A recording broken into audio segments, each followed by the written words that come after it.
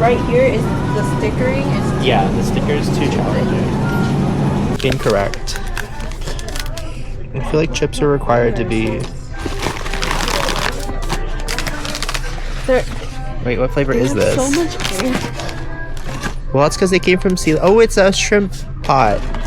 That sounds delicious. Ooh, this one's tomato. It's a Mexican chicken tomato flavor. That one's numb and spicy. What is your attitude today? Numb and spicy. That's how I wake up. Numb and spicy.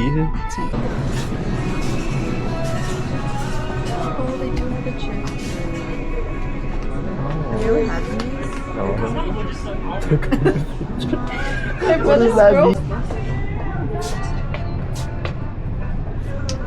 Oh my god, it's called Big Cuddly. I don't always use this. That's the takeaway here. I can't do it. Thank you. I'm out of hands. Can you help me? Thank you. So this is my first day with this guy. It's an Insta360 X4. I went to Best Buy and I bought it with my own money because I think it's really cool for the way it can show viewers what you're up to.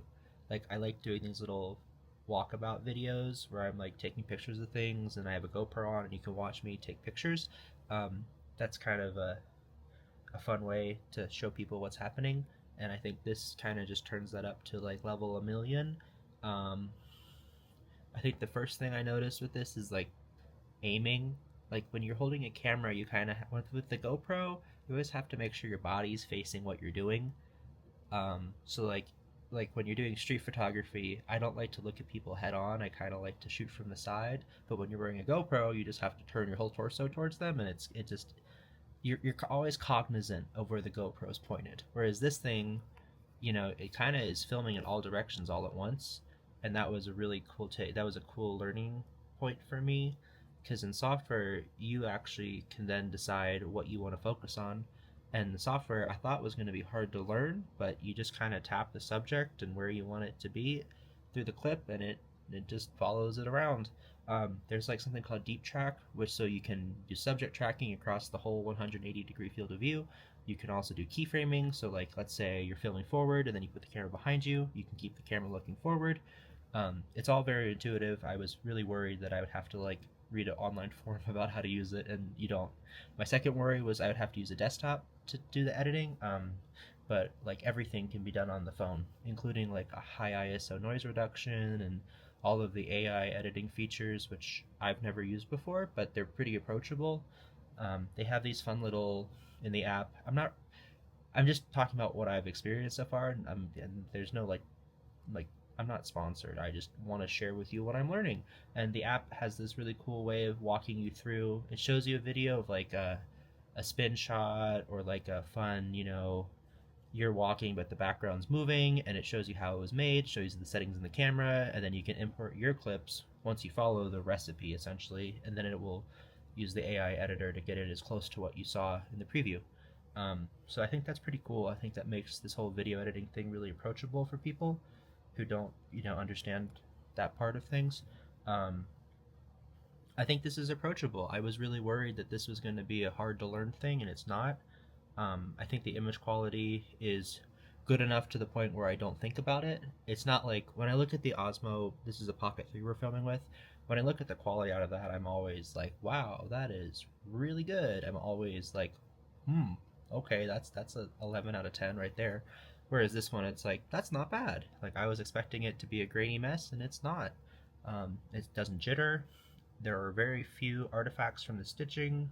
The invisible selfie stick accessory is awesome. It makes it look like you have a camera person just pointing a camera at you at all times. So for the way I'm using it, like I have a feeling that this is going to be showing up, clips from this are going to be showing up in a lot more videos. And then in terms of size, it's totally portable. Like here's a cat comparison. So Insta360 and Darby. Yeah. It's totally something you can throw in a bag and bring with you. And then the invisible selfie stick is also really short. Um, it fits in the mini backpack really well. So, yeah, this is a new thing for me. I really enjoy how easy the app is to use. Here, Darby, don't a model. Darby needs attention. Here, sweetheart. Very cute.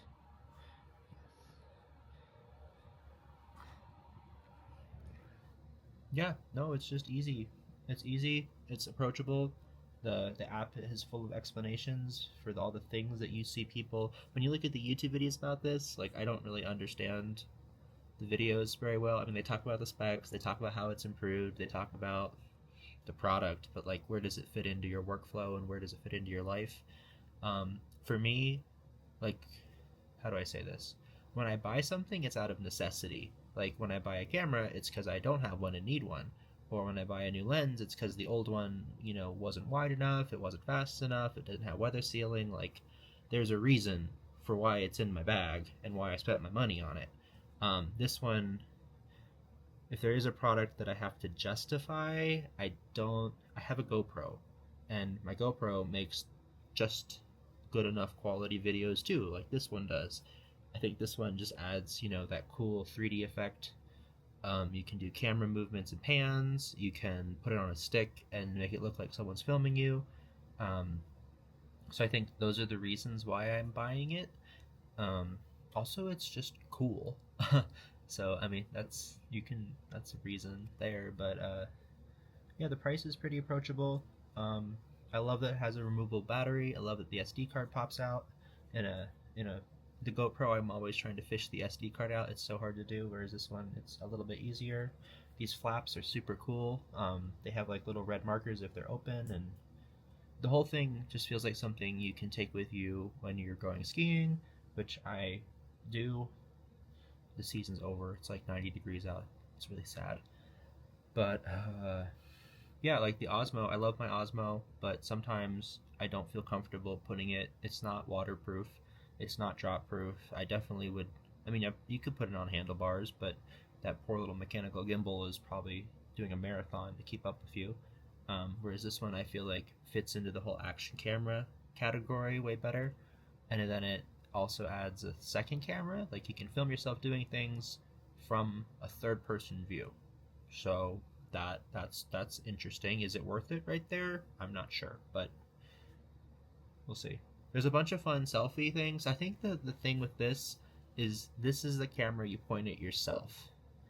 Like all of the things you can do with it involve you filming yourself, which I normally film things that are happening to other people, like like I don't know if I'm filming the fireworks, like I'm filming the fireworks, not me watching the fireworks.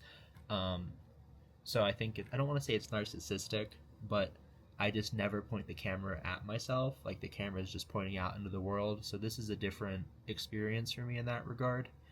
Um, so But if you like pointing cameras at yourself, you can. There are some cool selfies. There's like this orbit selfie that's super cool. Um, yeah, I don't know. My thoughts are it does exactly what it says it's going to do. They promised high quality 360 video. It delivers high quality 360 video. You can edit everything on your phone and get the pro results. Yes, you can. You know, does it have good battery life? I haven't run the battery down yet. I shot about, 30 minutes and only dropped 10% tonight, so that's cool. Um, and then the Wi-Fi connection. That's my last point. I'm just rambling now, but like with the Osmo, I always carry an SD card reader, and I just plug the SD card straight into my iPhone and then transfer the file, and it always works. Um, Whereas this thing only, I mean, this thing uses Wi-Fi to connect to the app. You have to use their app to edit the videos. Like the file format isn't something that LumaFusion or DaVinci Resolve or Final Cut, whatever software you're using, will recognize. But the Wi-Fi connection is stable. It's very stable. Like to the point where you don't even open the SD card flap. You just click the files you want, and then you click transfer, and then like on the iPhone, I'm so used to the iPhone. If you lock the screen or you leave the app, the transfer stops immediately. I'm looking at you, Sony. Um, but like not with this. Like you can actually close the phone and it'll keep transferring. It uses like if you have the phone with like the dynamic island thing going on, it'll show you the transfer as you're doing other stuff on your phone.